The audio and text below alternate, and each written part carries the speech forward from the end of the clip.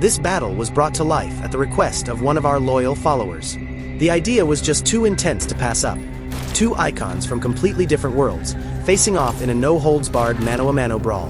On one side, we have John Wick, the relentless assassin known for his sharp suits and sharper skills. On the other, Mike Tyson, one of the most feared heavyweights in boxing history. It's not your typical matchup, but then again, legends aren't born in typical fights. Let's set the stage.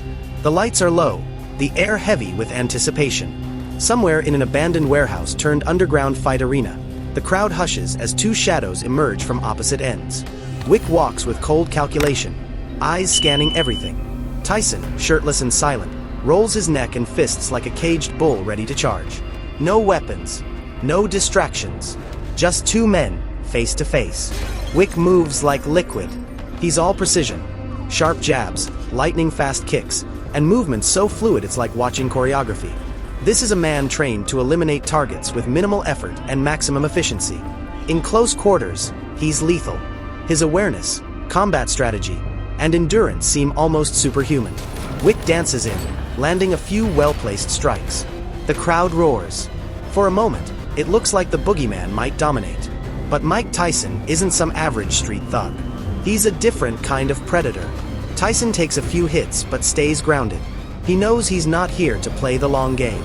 He waits, studies, and when Wick moves in again, Tyson unleashes a counterpunch that echoes through the room like a thunderclap. It doesn't just land, it rattles. This is where Tyson's greatest weapon comes into play. Raw, terrifying power. John Wick might know 20 different martial art styles, but Tyson only needs one punch to change the entire fight. And when that punch lands, it's like a freight train slamming into a brick wall. He stalks Wick with calculated aggression, not reckless rage. His footwork, honed from years in the ring, cuts the distance like a blade. The turning point. Wick gets up, shaken but not down for good. He circles, recalculates, but Tyson smells blood. He closes the gap again, slips a jab, and lands a brutal left hook to the ribs. Wick stumbles. The air in the room shifts. This is the moment when the assassin becomes human. Tyson doesn't let up. He corners Wick, launches a combination that blurs the line between boxing and destruction. Uppercut, body shot, hook.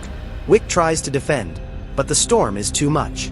It all comes down to pressure and punishment.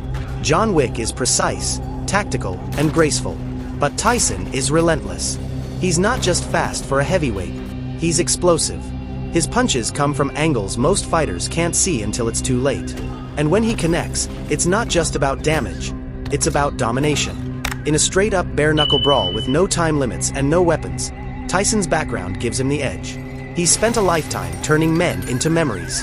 That kind of violence isn't learned in secret societies. It's forged in pain, pressure, and pure will. And though Wick has faced armies, this fight was different. This wasn't a mission. It wasn't vengeance. It was survival against a man who thrives in the ring of chaos. Final bell. Wick goes down. Not because he's weak, but because even the best assassin can fall when met with a storm named Tyson.